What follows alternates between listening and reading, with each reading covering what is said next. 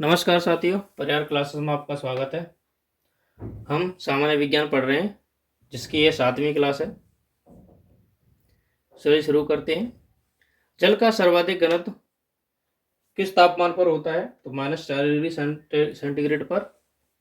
जल की विशिष्ट ऊष्मा कितनी होती है? तो वह है 1। ठोस से गैस में बदलना क्या कहलाता है? तो उसे ऊर्ध्वपातन कहते हैं। प्रेशर कुकर में खाना जल्दी क्यों पक जाता है? क्योंकि जल का जो क्वथनांक है वह बढ़ जाता है। प्रेशर कुकर में चावल जल्दी क्यों पकते हैं? तो वही पानी दबाव होने पर उच्चतर तापमान पर उबल जाता है। बर्फ के बुरादे में बर्फ को बुरादे में पैक क्यों किया जाता है? क्योंकि बुरादा ऊष्मा का कुचालक होता है, उसमें ऊष्मा पार नहीं हो पाती, इसलिए बर्फ पिघलती नहीं है। ध्वनि किस रूप में यात्रा करती है? तो अनुदैर्ध्य तरंगों के रूप में।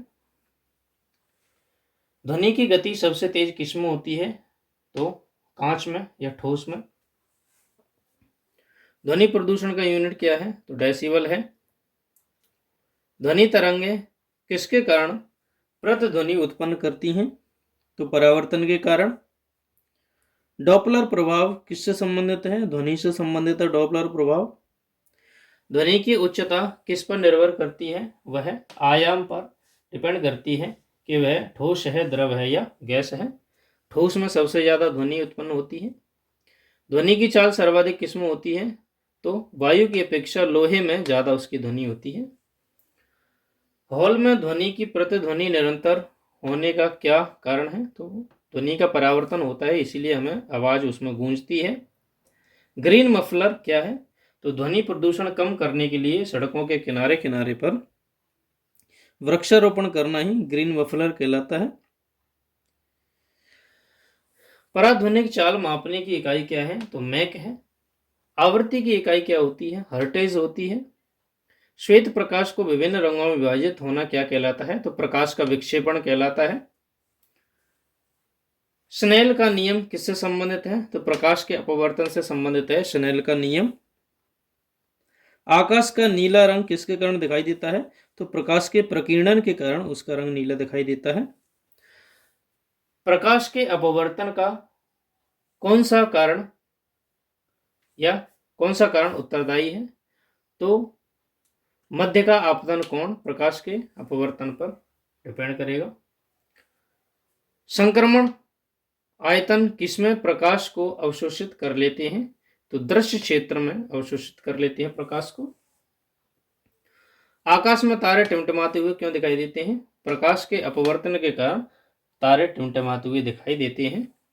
ज्योति की तीव्रता का मात्रक क्या होता है? तो उसे कैंडेला कहते हैं। सूर्य के प्रकाश को पृथ्वी तक पहुंचने में कितना समय लगता है? तो 8 मिनट 20 सेकंड लगती है पृथ्वी तक पहुंचने में। लेंस की क्षमता किससे मापी जाती है? तो डायोप्टर से मापी जाती है।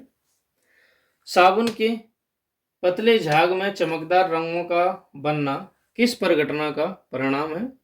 तो बहुलित परावर्तन और व्यतिकरण के कारण जो साबुन के झाग में जो रंग बिरंगे गुब्बारे दिखाई देते हैं वो होते हैं। वाहनों के पीछे देखने के लिए किस दर्पण का यूज किया जाता है? तो वे है उत्तल दर्पण। अस्त होते सूर्य लाल क्यों दिखाई देते हैं? तो प्रकाश के प्रकीर्णन के कारण अस्त होता है एवं उदय होता हुआ सूर्य लाल दिखाई देता है। मृग तृष्णा क्या है? तो प्रकाश के पूर्ण आंतरिक परावर्तन के कारण पृथ्वी से थोड़ी ऊंचाई पर जमीन पानी की लहरें से उठती हुई दिखाई देती हैं, उन्हें ही मृग तृष्णा कहते हैं। ये प्रकाश के पूर्ण आंतरिक परावर्तन के कारण होता है। हीरा चमकदार क्यों दिखाई देता है? सामूहिक आंतरिक परावर्तन के कारण वह चमकदार दिखाई देता है। मृग तृष्णा बनती है पूर्ण आंतरिक परावर्तन के कारण मृग तृष्णा बनती है। प्रकाश का रंग निश्चित किया जाता है तरंग दैर्ध्य के द्वारा। समुद्र के पानी का रंग नीला क्यों दिखाई देता है? क्योंकि जल के अणुओं द्वारा नीचे के प्रकाश का प्रकीर्णन कर दिया जाता है, इसीलिए वह नीला कलर का दिखाई देता है।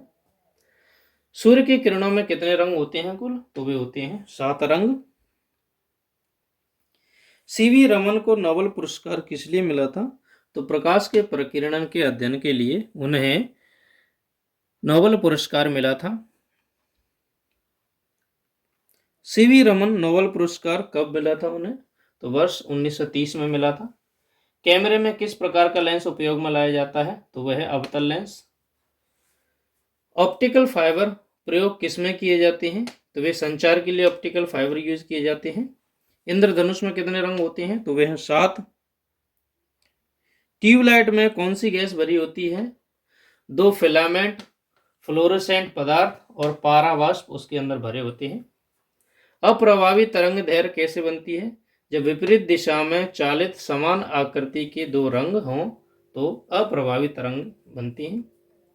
लाल रंग के तरंग दैर्घ्य से अधिक तरंग दैर्घ्य के प्रकाश को क्या कहते हैं? अवरक्त प्रकाश कहते हैं।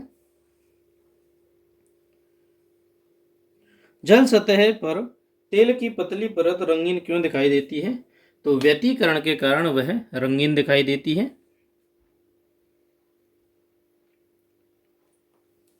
प्रकाशीय फाइबर किस सिद्धांत पर कार्य करते हैं? तो वह पूर्ण आंतरिक परावर्तन के सिद्धांत पर कार्य करते हैं। आकाश किसके कारण नीला दिखाई देता है? तो रेले प्रकीर्णन या प्रकाश के प्रकीर्णन के कारण दिखाई देता है।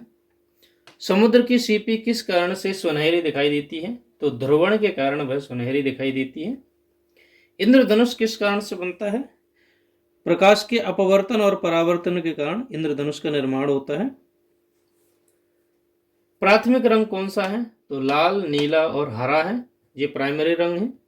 तारे का रंग क्या दर्शाता है? टेम्परेचर दर्शाता है कि तारे का रंग क्या होगा। प्रकाश की अधिकतम गति किस माध्यम में होती है? तो वह निर्वात में होती है। पेरिस्कोप किस सिद्धांत पर कार्य करते हैं? तो परावर्तन और अपवर्तन के कार्य पर पेरिस्कोप काम करते हैं।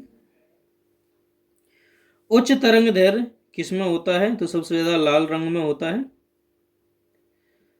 वायुमंडल न होता तो आकाश कैसा होता? तो ब्लैक कलर का दिखाई देता यदि वायुमंडल ना होता तो। सितारे का रंग क्या दर्शाता है? तो टेम्परेचर को ये हम देख चुके हैं। लाल फूल को हरे प्रकाश में रखें तो कैसा दिखाई देगा? तो ब्लैक दिखाई देगा। वह पानी में रखी गई पेंसिल मुड़ी हुई क्यों दिखाई देती है? तो प्रकाश के अपवर्तन के कारण वह ऊपर उठी हुई दिखाई देती है, मुड़ी दिखाई देती है। रंगों के समूह को क्या कहा जाता है? तो उसे वर्णपट्टी कहते हैं। अंतरिक्ष यात्री को आकाश किस रंग का दिखाई देता है? तो उसे ब्लैक कलर का दिखाई देता है। छाया गठन किसके द्वारा समझाया जा सकता है? तो प्रकाश का सीधा प्रसार के द्वारा समझाया जा सकता है। कोहरे में हमें क्यों दिखाई नहीं देता है? तो प्रकाश के प्रकीर्णन के कारण हमें कुछ भी दिखाई नहीं देता है। रमन का प्रभाव किससे संबंधित है? तो वह प्रकाश से संबंधित है।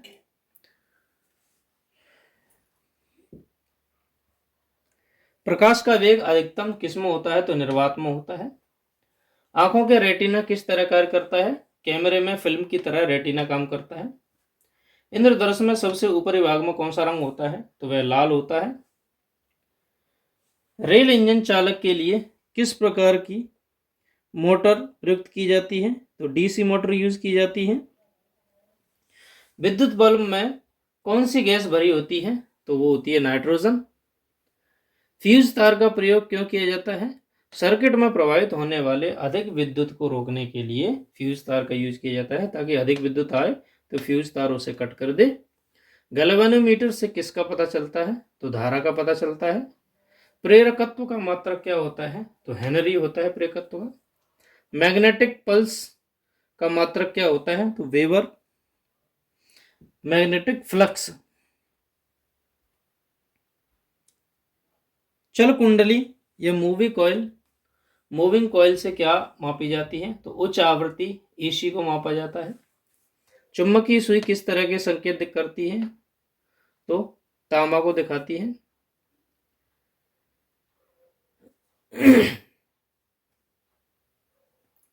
किस तरफ संकेत करती है? तो वो उत्तर दक्षिण दिखाती है। यहाँ तांबा लिखा है, गलत लिखा है। चुंबकीय सुई किस तरफ संकेत करती है? तो नॉर्थ साउथ दिखाती है। वे विद्युत उत्पन्न करने के लिए कौन सी धातु का उपयोग होता है? तो यूरेनियम का यूज होता है।